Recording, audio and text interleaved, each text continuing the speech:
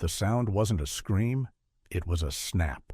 A harsh, brittle crack that cut through the steady drone of the Boeing 787's engines and locked the entire first-class cabin in stunned silence. Ariana, a 12-year-old girl seated in row 1, stared down at her arm in shock. It davit where it shouldn't, twisted at an angle that made her stomach drop. Towering over her stood Dana, the purser, her expression not stricken with horror, but curled into something far uglier. Smug, satisfied triumph. In Dana's mind, this was discipline. She believed she was correcting a problem, protecting the airline's reputation from embarrassment. What she didn't know, what she never imagined, was that the man flying the aircraft, Captain Marcus, the Falcon Cole, wasn't just Skyward Meridian's most senior pilot. He was Ariana's father. And before the plane ever rolled onto the runway, he wouldn't simply destroy Dana's career. He was going to bring the entire airline crashing down. Outside, the early morning sun reflected sharply off the fuselage of the Skyward Meridian Boeing 787 Flight 312 as it waited at the gate at JFK International Airport. Inside the terminal, the air hung heavy with the rich aroma of premium coffee and quiet urgency. Ariana Cole adjusted the straps of her backpack. Unlike the Louis Vuitton carry-ons packed into the overhead bins nearby, hers was modest. A faded denim bag, slightly worn, with a small fighter jet patch stitched onto the front. She was 12, with thick curls gathered neatly into a puff, and eyes that carried a calm, thoughtful intelligence. A hoodie and jeans completed her outfit, simple, practical, and comfortable. To anyone not paying close attention, she could have passed for a kid who had strayed from a school group. She glanced down at her boarding pass again. Seat 1. The most exclusive seat on the plane. "Excuse me." The sharp voice sliced cleanly through the soft jazz drifting from the cabin speakers. Ariana looked up. Blocking the aisle stood a flight attendant whose posture radiated irritation, her face seemingly sculpted from ice and resentment. Her name tag read, Dana. Her blonde hair was pulled back so tightly it looked painful, and her uniform was pressed with razor-sharp precision. As chief purser, she carried her authority openly, like a blade she wasn't afraid to use. "Yes, ma'am," Ariana replied politely. Her father had always insisted on respect for the flight crew. "They're the ones who keep you safe," he used to say. "This is first class," Dana said flatly, her lips barely moving. She didn't ask for a ticket. She simply stated the fact, as though Ariana were confused or incapable of reading. "Economy boarding is through the second door past the galley. You need to move along. You're holding up the line." Ariana gave a nervous smile. "Oh, I know," she said, extending her boarding pass. "I'm in seat 1. Dana didn't reach for it. Instead, she stared, first at the pass, then at Ariana, then back at the paper, before snatching it away with a scoff. Her eyes narrowed as she read the name printed across it. Cole. It meant nothing to her. Skyward Meridian employed thousands of people, and Captain Marcus Cole was a legend who lived almost entirely in the cockpit. He flew the toughest routes and rarely interacted with cabin crew, existing more as a roomer than a colleague. Dana, who had transferred from a budget airline just 6 months earlier, only cared about status. Celebrities, politicians, diamond-tier passengers. "This has to be a mistake," she muttered, loud enough for the businessman nearby to hear. "System glitches happen all the time after upgrades." "It's not a mistake," Ariana said, her voice steady even as her heart began to pound. "My dad booked it for me. I'm flying to London to meet him." Dana let out a short, mocking laugh. Her eyes swept over Ariana, taking in the denim backpack, the sneakers, the hoodie, the dark skin. In Dana's world, kids who looked like Ariana didn't sit in seat 1. They sat in 45F, near the bathrooms. "Listen, sweetie," Dana said, her tone dripping with condescension. "I don't know who your daddy is or what kind of credit card scam he ran to print this ticket, but I'm not letting a child ruin the ambiance of my first-class cabin. We have senators on this flight, CEOs. I have a ticket, Ariana insisted, reaching for the boarding pass still clutched in Dana's hand. Dana yanked it away. I'm actually doing you a favor, she said coolly. I'll move you to economy. There's a nice window seat back there. You'll be more comfortable with your own crowd. Less pressure, right? No, Ariana said simply. She didn't step aside. She didn't shrink back. She stood firm. She was a Cole, and Coles didn't back down when they were right. I'm sitting in seat 1. That is my seat. A man in a perfectly tailored suit, Mr. Whitman, lowered his copy of the Financial Times. Is there a problem here? He asked, irritation edging his voice. Just a ticketing error, Mr. Whitman, Dana replied smoothly, her voice instantly turning sugary sweet. A stowaway attempting to claim a premium seat. I'm taking care of it. She turned back to Ariana, the sweetness evaporating in an instant. Her eyes hardened into something cold and unyielding. Last chance, she hissed. Move, now. I'm not moving, Ariana said, clutching the straps of her backpack. Check the manifest. Call the gate agent. I'm supposed to be here. Dana's face burned crimson. Defiance wasn't something she tolerated, especially not from a child. She snapped her fingers sharply at a junior flight attendant hovering nearby. Lena, a young woman whose wide eyes betrayed her fear, nearly jumped at the sound. Lena, Dana barked, pull up the economy manifest. Find an empty seat in the very back. But Dana, Lena whispered, glancing down at her tablet. The system says she has VIP priority status. She hesitated, then added quietly, It says she's not to be moved. I don't care what that glitchy iPad says, Dana snapped, her patience gone. She gestured sharply toward Ariana. Look at her. Does she look like VIP priority to you? She's a security risk. She's disturbing the cabin. Her voice hardened. If she won't move on her own, I'll remove her as a safety hazard. Tears stung Ariana's eyes, but she refused to let them fall. Instead, she lowered herself fully into the seat and pulled the belt across her lap. Click.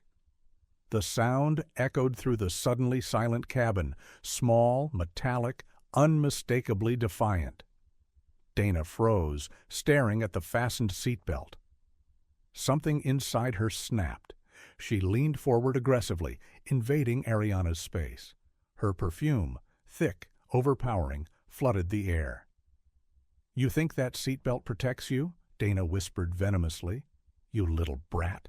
You're going to the back of this plane, even if I have to drag you there myself. By then, boarding had finished. The cabin doors were sealed. In the cockpit, the fastened seatbelt sign chimed on as the pilots began their pre-flight checklist. The first officer, new and visibly tense, followed every procedure to the letter. The captain that day wasn't Marcus Cole, not officially. Marcus had just completed a grueling 14-hour haul from Tokyo and was deadheading on this flight, heading back to London. He'd planned it carefully. This was supposed to be a surprise for his daughter's birthday. Because of a last-minute scheduling change, he wasn't seated in the cabin. Instead, he occupied the jump seat in the cockpit, chatting easily with the active captain, an old friend named Henry Ironclad Calder. My girl's in seat 1 today, Marcus said with a proud smile, adjusting his cap. First time flying up front by herself. She's growing up too fast. They all do, Henry chuckled as he entered the coordinates for Heathrow into the flight computer. Don't worry. My crew will take good care of her. Dana's purser today. She's efficient. Marcus's smile faltered just slightly. He'd heard the rumors, complaints about attitude, whispers of racial insensitivity, but nothing ever concrete.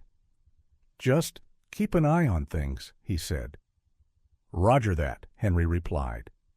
Back in the cabin, the engines began to spool for taxi. The safety demonstration was moments away. Dana stalked down the first-class aisle and stopped short when she saw Ariana still sitting in seat 1, gazing out the window, shoulders hunched, trying to disappear. The sight made Dana's blood boil. The child looked too comfortable, too confident, too entitled. She decided, right then, that this would not stand. This wasn't about policy anymore.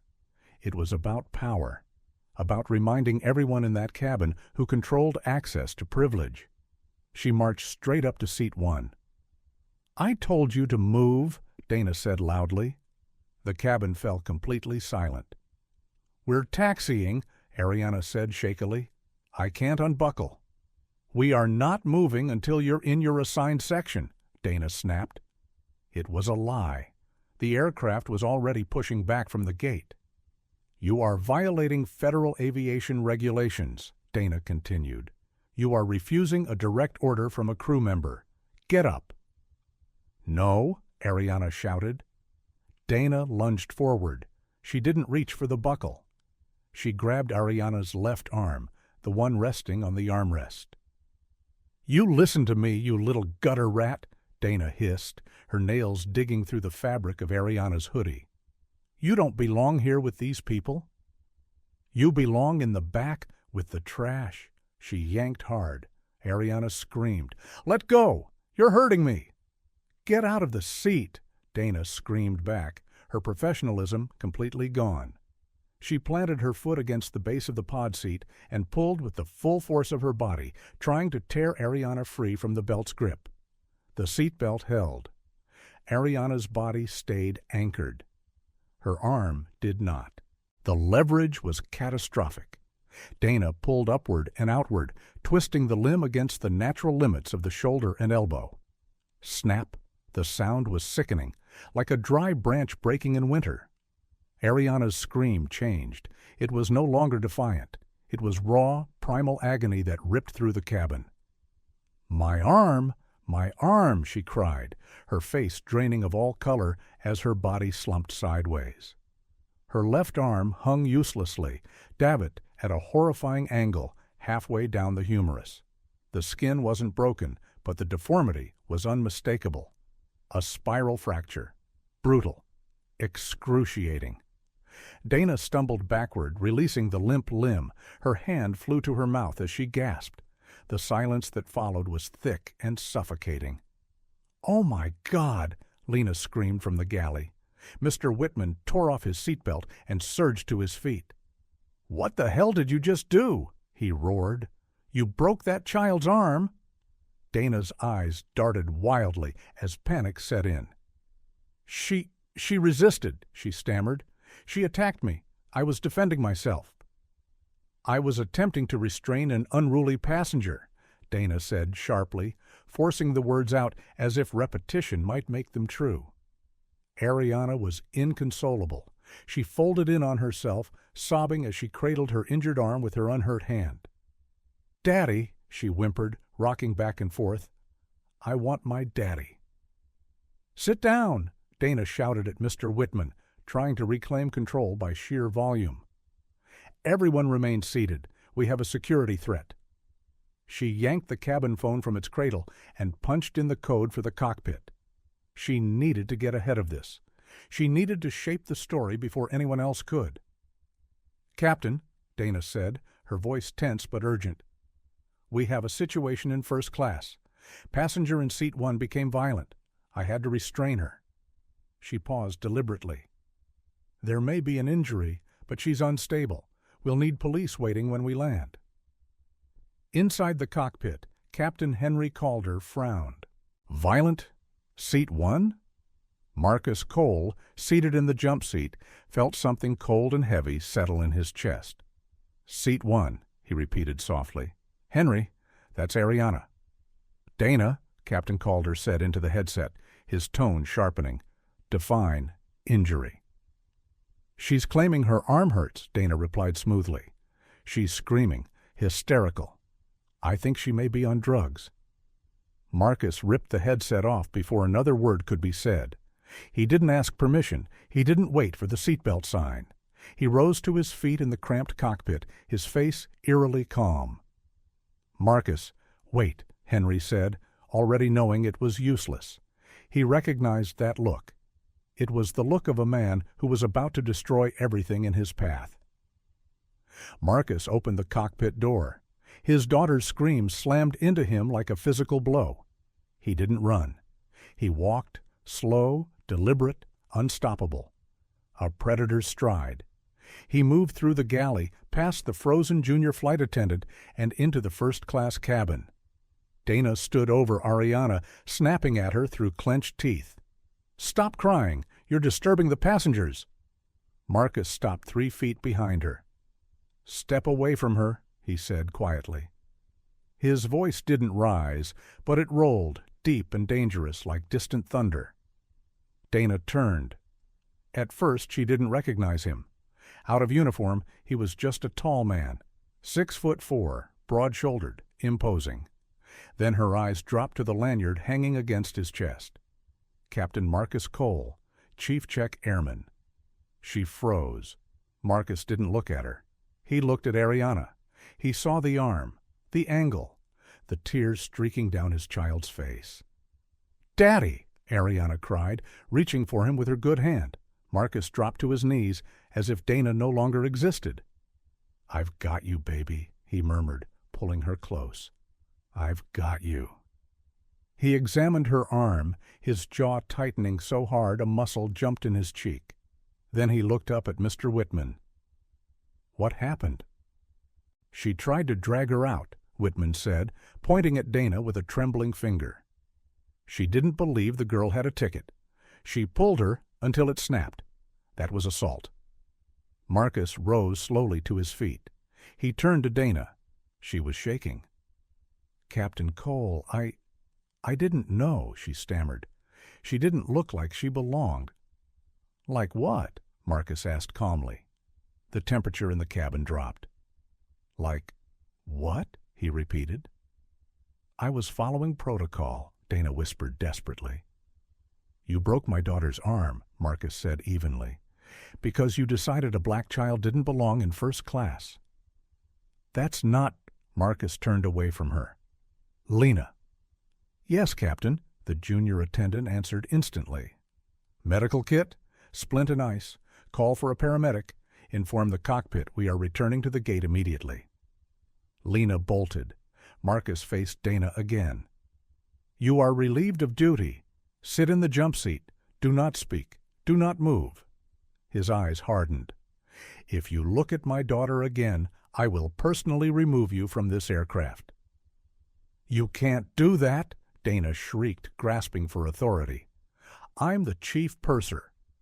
"I am the senior check airman for this airline," Marcus said, stepping closer until he loomed over her. "And as of this moment, I am declaring this aircraft unsafe for operation due to crew incompetence and the assault of a minor." He leaned in, his voice dropping to a lethal whisper. "I'm not just turning this plane around, Dana. I'm grounding the fleet." The return to the gate was a slow, somber march, the death procession of Dana's career, though she was still too delusional to grasp it. The skyward Meridian 787 rolled back to the terminal, not with the triumphant surge of departure, but with the heavy, deliberate crawl of a crime scene being delivered to justice. The silence was complete. No one in first class was sipping champagne anymore. No one was pretending this was normal. They weren't passengers now. They were witnesses. Mr. Whitman had his phone raised, recording everything. He wasn't alone. 3 rows back, a well-known tech influencer had already gone live, streaming the aftermath of the snap, the sound, Ariana's sobbing, and Dana's frantic attempts to rewrite reality. The clip was spreading fast, already trending on Twitter under the hashtag Janj Bashar, paired with captions like "Skyward Meridian Horror" and "Abuse at 35,000 feet." Up in the cockpit, Captain Henry Calder was sweating through his uniform. "Tower, Royal 88 requesting immediate return to gate," he said into the radio. "Medical emergency. We need Port Authority police and paramedics standing by."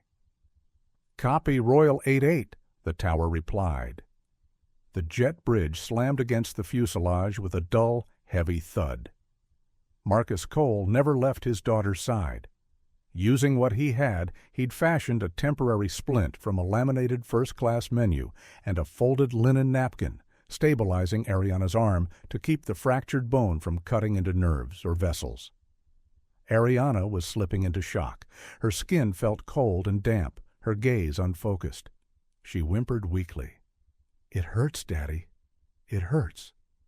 "I know, baby," Marcus whispered, his voice shaking, not with fear but with rage he was barely containing. "Help is here. You're going to be okay." The cabin door opened and paramedics rushed in, pushing past stunned flight attendants. They surrounded Seat 1 immediately. Marcus stepped back just enough to give them room, his eyes never leaving Ariana's face. "Spiral fracture of the humerus," the lead paramedic announced, cutting away the sleeve of Ariana's hoodie. "Weak distal pulses at the wrist. We need to move now. Possible vascular involvement." Vascular damage. The words slammed into Marcus like a gunshot. If the artery was compromised, she could lose her arm. As Ariana was lifted onto a stretcher, Port Authority officers boarded the aircraft, hands resting on their belts. "Who's the captain?" the sergeant asked. "I am," Henry Calder said, stepping forward from the cockpit. But the incident happened in the cabin. From the jump seat, Dana abruptly stood. She smoothed her skirt, rearranged her hair, and slipped on her practiced victim's mask. Pointing a manicured finger at Marcus, she cried out, tears appearing instantly. "Thank God you're here," she sobbed. "That man stormed the cockpit. He threatened me. He assaulted me while I was trying to do my job. I want him arrested for interference with a flight crew. Attempted hijacking." The officers turned toward Marcus. He stood motionless, watching as his daughter was wheeled toward the exit. Slowly, he turned to face them, and then to Dana. "My name is Captain Marcus Cole," he said, his voice deadly calm. "That woman broke my 12-year-old daughter's arm because she decided a black child didn't belong in first class.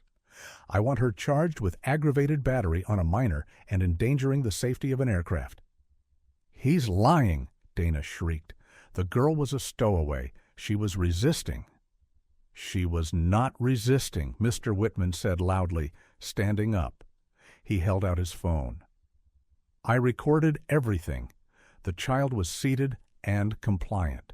The flight attendant verbally abused her, then physically assaulted her. She braced her foot against the seat and pulled until the bone snapped." He swallowed hard. It was unprovoked, and it was vicious. The sergeant looked at the phone, then at Ariana on the stretcher, then at Dana.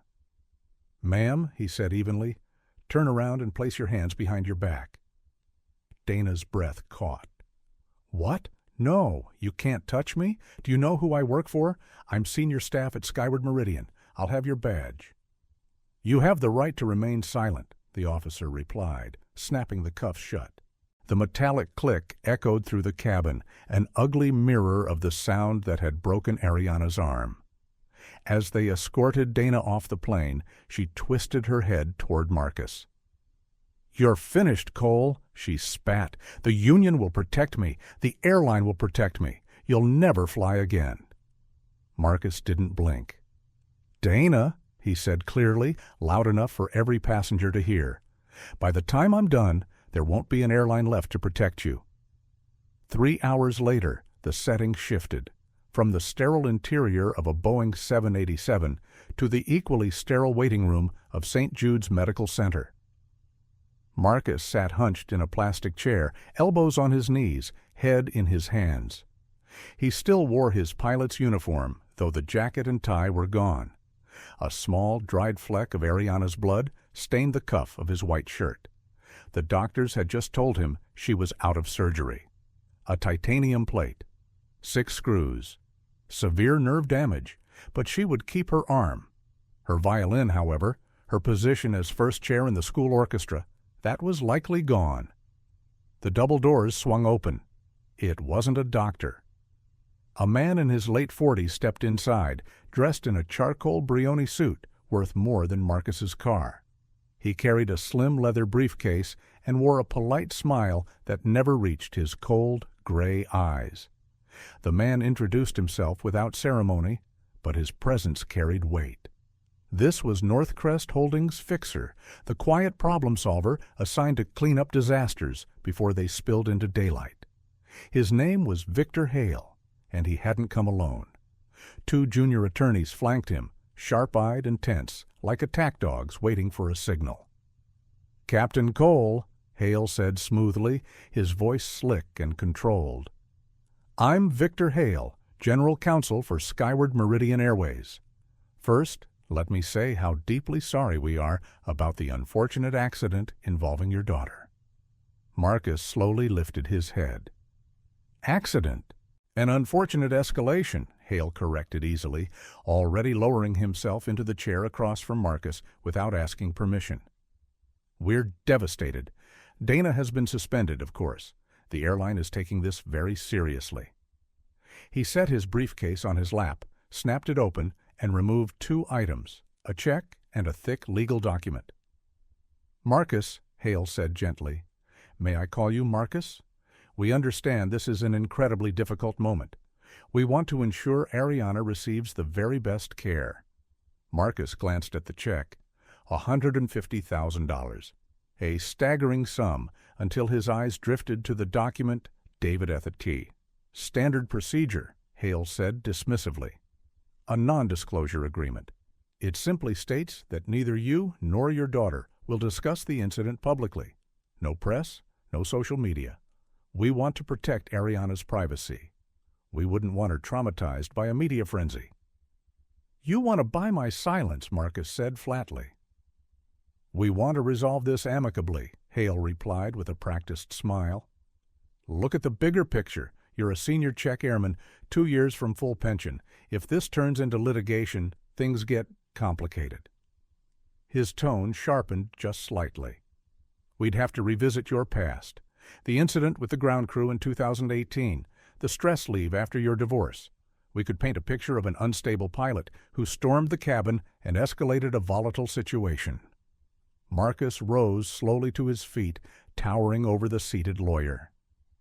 "You think you can threaten me?" he asked quietly. "I'm explaining reality," Hale said, his own voice losing its softness. "Northcrest Holdings protects its assets. If you sue, we'll bury you in litigation for a decade. Ariana will be 30 before she sees a settlement. Take the check, sign the agreement, go back to flying. Let us deal with Dana." Marcus reached out and took the check. Hale's smile widened, then froze as Marcus tore it cleanly in half, then into quarters. The shredded paper fluttered down onto Hale's immaculate suit. "You reviewed my file, Victor," Marcus said calmly. "You saw the disciplinary notes, but you didn't dig far enough. You didn't ask why I took stress leave." Hale brushed paper scraps from his knee, irritation flickering. "Enlighten me." "I took leave because I was meeting with FAA whistleblowers," Marcus said evenly, "about the maintenance cycles on the 767 fleet." Hale froze. The junior lawyers stopped writing. "I know about Project Skylark," Marcus continued softly. Color drained from Hale's face. That's confidential corporate strategy, a cost control initiative." "You deferred heavy maintenance checks on 20 aircraft," Marcus said, relentless now. "You exploited a loophole in international registry standards. You're flying planes with microfractures in the landing gear struts just to inflate quarterly stock prices." He leaned in, his face inches from Hale's. "Dana breaking my daughter's arm was a crime, but what you're doing? That's a mass casualty event waiting to happen." "You thought I was just another pilot," Marcus continued. "I'm the union's chief safety officer. I have the documents. I have the emails." Hale stood abruptly, snapping his briefcase shut. The charm was gone. "If you release proprietary information, we'll sue you for corporate espionage. You'll go to federal prison." "Get out of my hospital," Marcus said quietly. "And tell Northcrest Holdings not to worry about my lawsuit." He paused. "They should worry about the National Transportation Safety Board." The next morning, the world woke up to the video of Ariana's arm snapping. 14 million views. Protests erupted outside JFK, but that was just the surface shockwave. The real storm was unfolding behind closed doors, in a quiet office in Washington, D.C. Marcus didn't return to the airport. He went straight to the Federal Aviation Administration headquarters. And he didn't go alone. He arrived with the head of the pilots' union and a stack of documents nearly 3 inches thick. He wasn't there to file a complaint about a flight attendant. He was there to pull the pin on the nuclear option. A pilot can refuse to fly an aircraft they believe is unsafe. But a senior check airman, the one who trains and certifies other pilots, has a far more dangerous authority. When they declare a systemic safety failure, it triggers an immediate emergency audit. Marcus sat across from FAA Director Keaton and slid a maintenance log across the table. "This isn't just about my daughter," Marcus said quietly. "Look at ship 150,000, ship 882, ship 914. They skipped non-destructive testing on wing routes." Director Keaton adjusted his glasses and read. Slowly, his face went pale. "These aircraft are still flying," he said. 12 of those aircraft are in the air right now, crossing the Atlantic," Marcus said evenly. "If they encounter severe turbulence, the wing routes could fail. Northcrest Holdings falsified inspection records to keep them flying." Director Keaton didn't hesitate. He reached for the red phone on his desk. "We need an emergency airworthiness directive." "No," Marcus said sharply. "That process takes too long. You need to issue an immediate grounding order for the entire Skyward Meridian 787 fleet, pending inspection." "Marcus," Keaton warned, "that will bankrupt the airline. It will strand 50,000 passengers instantly. The economic fallout—" "My daughter's arm is held together with screws," Marcus interrupted, his voice breaking for the first time. "Because a culture of arrogance and profit over people starts at the top and rots its way down to the cabin. Dana thought she was untouchable because the company taught her it was." He leaned forward. "Director, I'm going to CNN with these documents in 1 hour." Keaton glanced at the clock, then at the files spread across his desk. Finally, he picked up the phone. "This is Director Keaton," he said. "Connect me to ATC Command, authorization code Alpha 19. Prepare to issue a notice to air missions for JFK, Miami, London Heathrow, and Tokyo Narita." Chaos erupted everywhere at once. Gate agents stared at their monitors as they flashed red. "Flight canceled. FAA order." Pilots already seated in cockpits received messages through ACARS, the aircraft communication system. Immediate grounding. "Do not depart. Return to gate. Shut down engines." In the Northcrest Holdings boardroom in Manhattan, Charles Rowe was watching the Skyward Meridian ticker scroll across a massive screen. RHY was trading at $45 a share. Then it dropped. Not a slide. A collapse. 40. 20. 15. "What is happening?" Charles shouted at his assistants. "Why is trading halted?" The television in the corner cut to breaking news. "FAA grounds Skyward Meridian fleet. Whistleblower exposes catastrophic safety violations."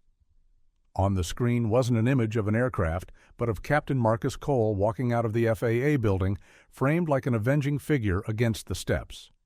Marcus checked his phone. One voicemail. It was from Victor Hale. "Captain Cole, please call us back. We can double the offer, 500,000. Just retract the statement." Marcus deleted it. He dialed his ex-wife, who was with Ariana at the hospital. "Did you do it?" she asked quietly. "I grounded them," Marcus replied, lifting his eyes to the sky, now empty of Skyward Meridian planes. "I grounded all of them." But the fight wasn't over. The airline was wounded, and wounded animals were the most dangerous. A smear campaign was already forming, designed to paint Marcus as a disgruntled employee on a vendetta. They would try to turn the public against him. Marcus needed a real lawyer, and he knew exactly who to call. The hearing wasn't held in a standard courtroom. The stakes were too high. An entire fleet of Boeing 787s grounded, thousands of passengers stranded worldwide, and a viral video that had ignited unrest in 3 cities demanded the biggest stage possible. This was the Senate Committee on Commerce, Science, and Transportation, convened in the Hart Senate Office Building in Washington, D.C. The room smelled of polished mahogany, old money, and fear. The gallery was packed shoulder to shoulder. Reporters from BBC, Al Jazeera, and CNN jostled for space with aviation bloggers and furious shareholders.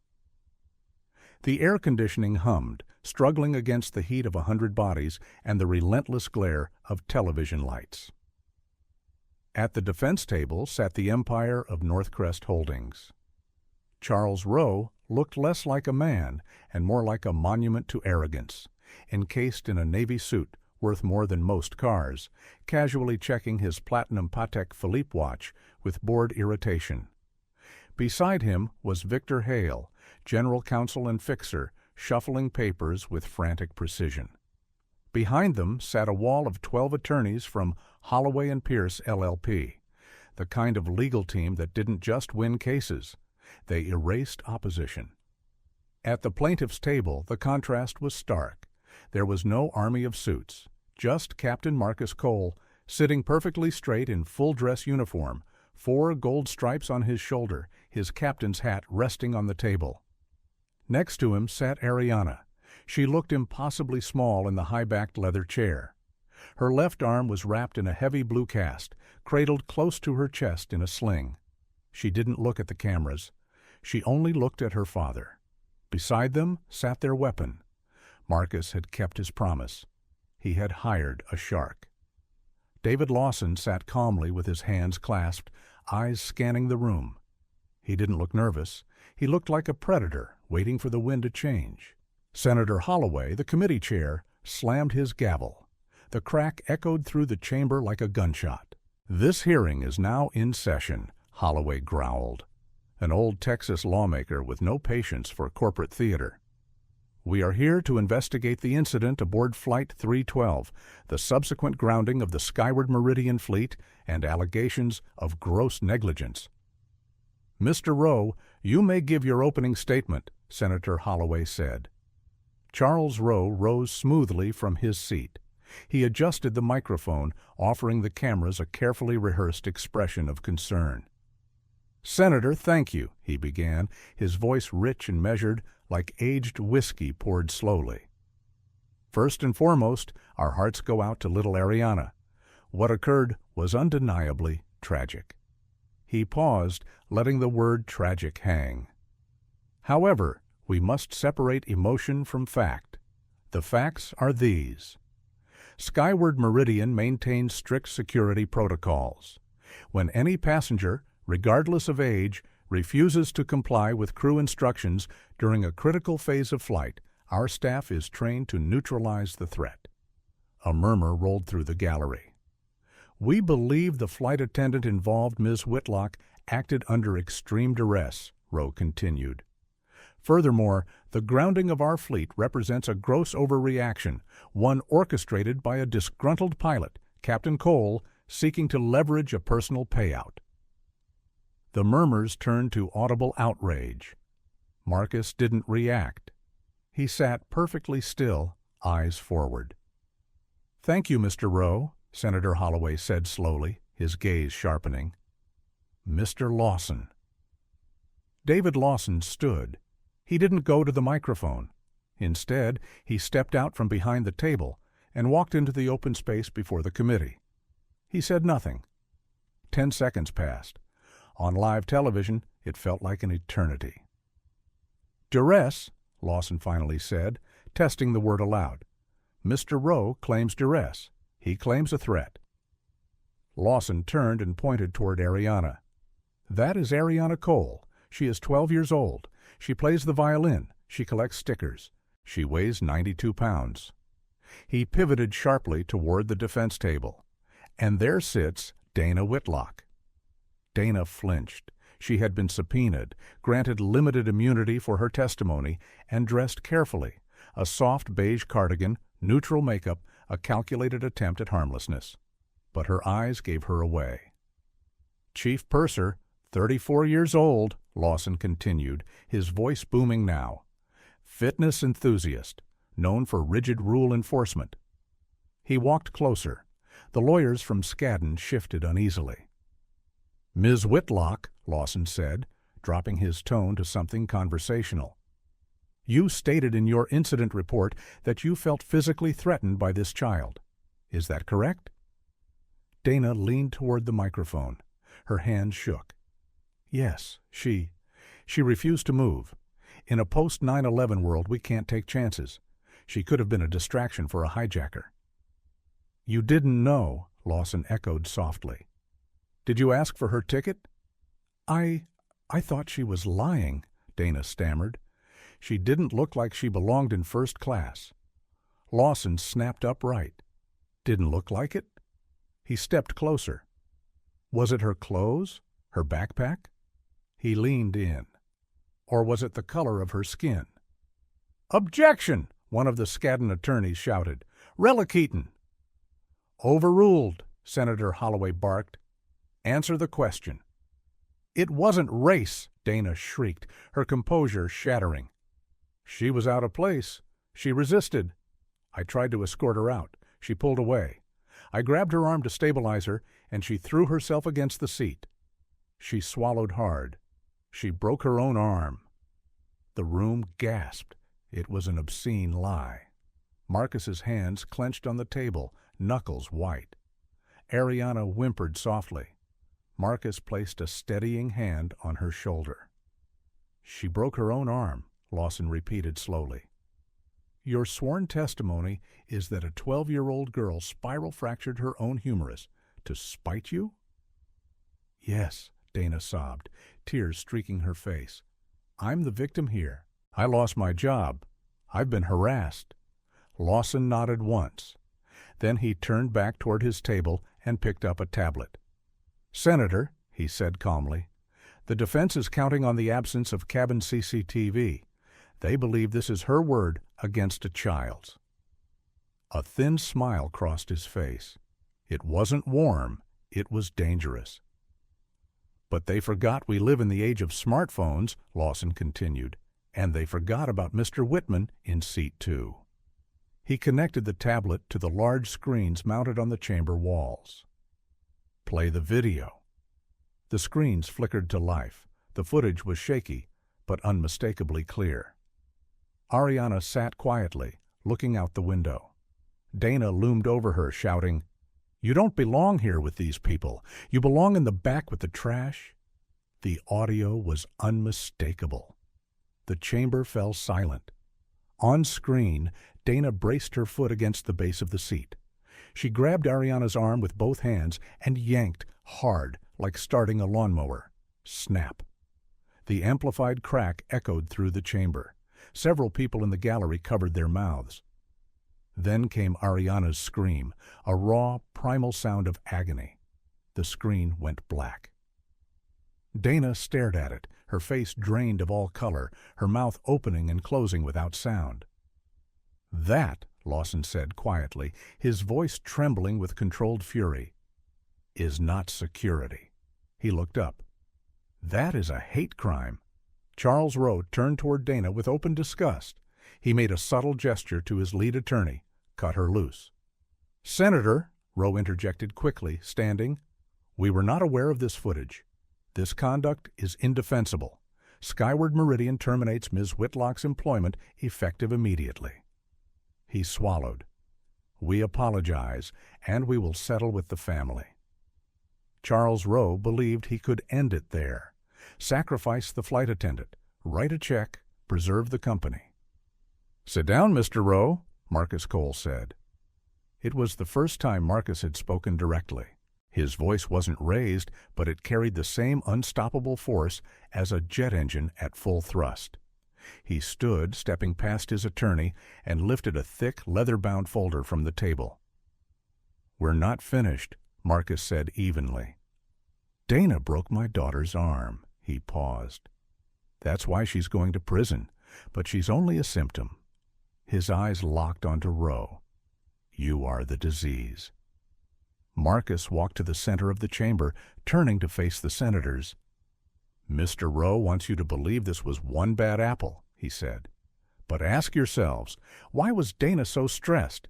Why was the crew pushed to the edge? Why were turnarounds shortened beyond reason? He opened the folder.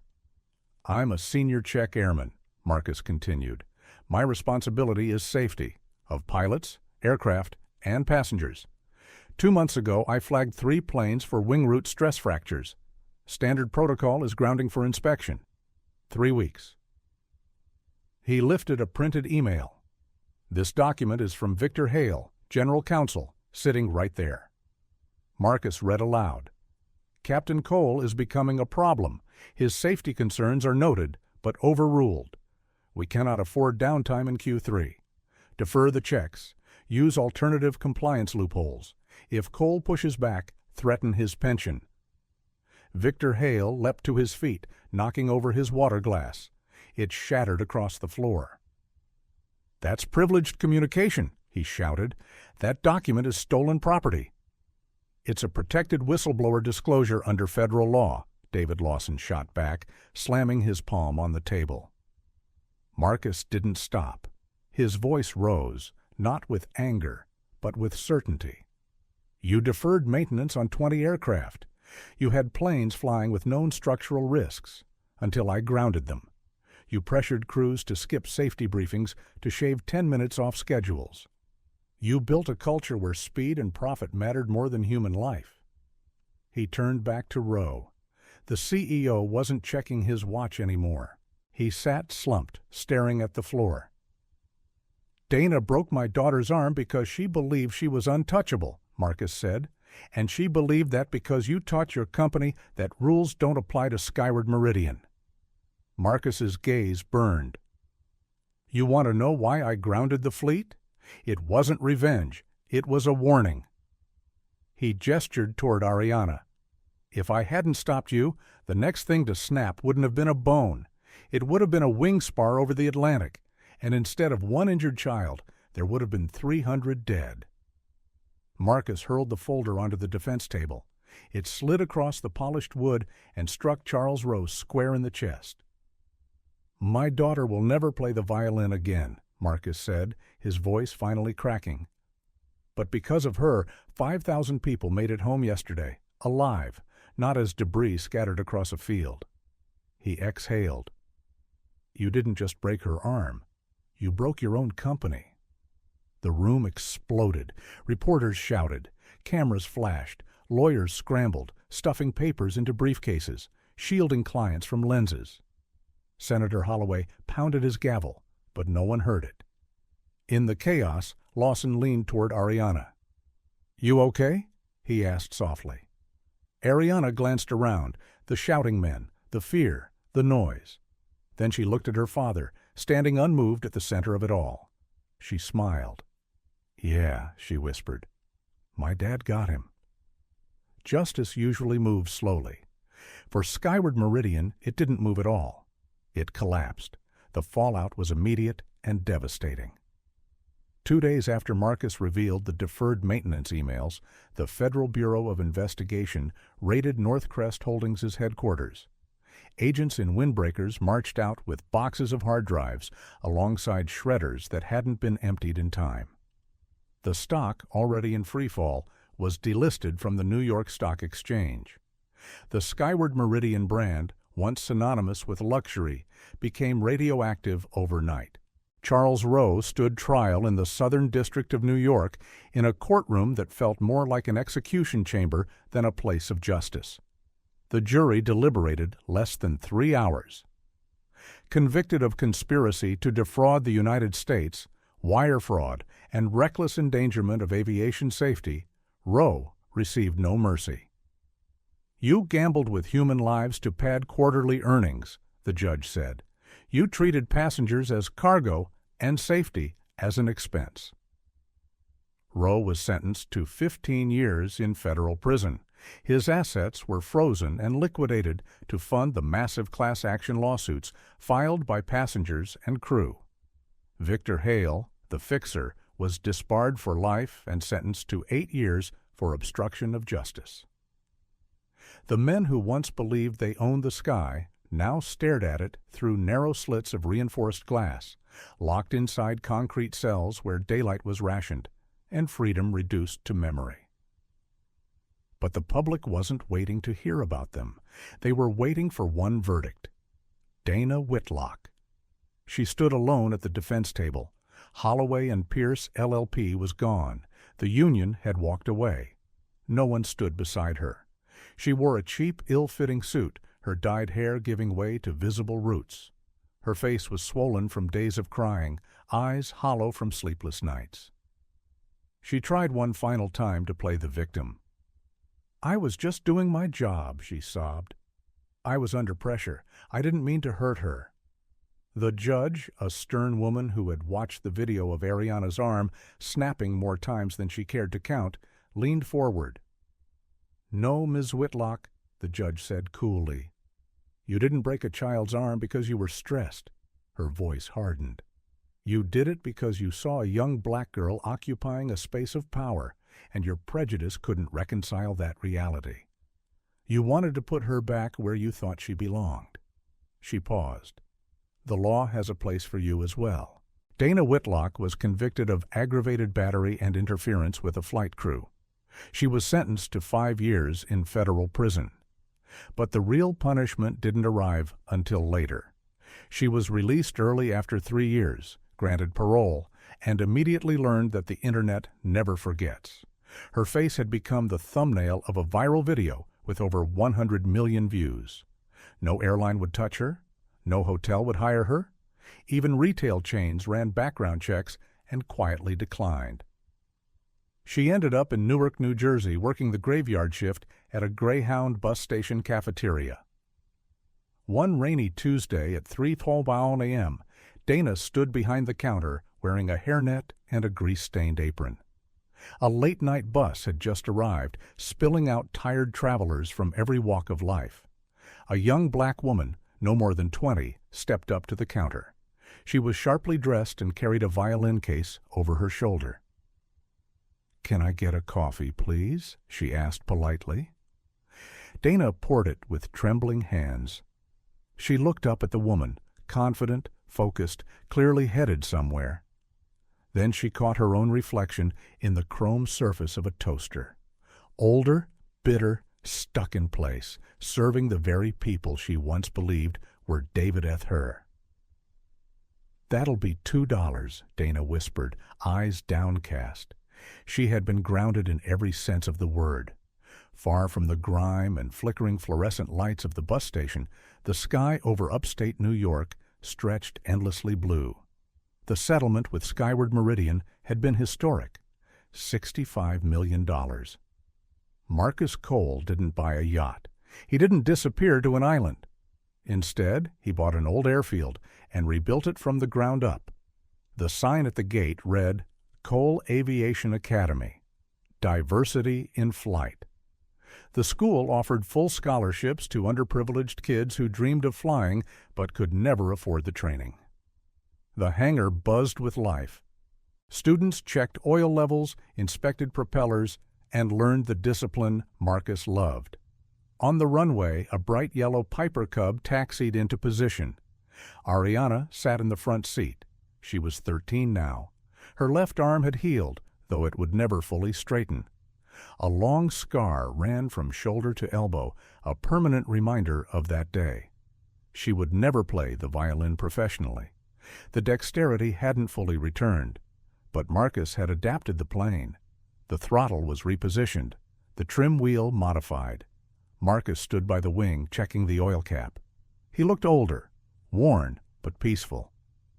"Oil pressure green," Ariana said over the headset. "Magnetos checked, flaps set." "Nervous?" Marcus asked. Ariana looked down the runway. She remembered the pain, the sound of the snap, Dana's voice telling her she belonged in the back. "No," she said firmly. "I belong up there." "Clear prop," Marcus shouted, stepping back. Ariana pushed the throttle forward. The engine roared. The little yellow plane bounced across the grass, gathering speed. Marcus held his breath, pride swelling until it nearly broke him. The tail lifted. The wheels left the earth. Ariana climbed. She banked left, rising higher and higher, leaving the shadows far below. She wasn't a victim. She wasn't a statistic. She was a coal. As she burst through the clouds into blinding sunlight, she understood something clearly. No one would ever drag her down again. The Falcon watched her disappear into the sky, wiped a single tear from his cheek, and turned back toward the hangar to train the next generation. In the end, Dana learned that class isn't about where you sit on a plane. It's about how you treat the people around you. She tried to break a child to protect her tiny kingdom, and only succeeded in destroying it. Captain Cole proved something else entirely. A father's love is the ultimate force, powerful enough to ground a Henry and Dollar fleet and rewrite the rules of the sky. Ariana lost her music, but she found her wings. And Holdings learned its most expensive lesson of all. When you cut corners on safety, the truth always crash lands at your doorstep.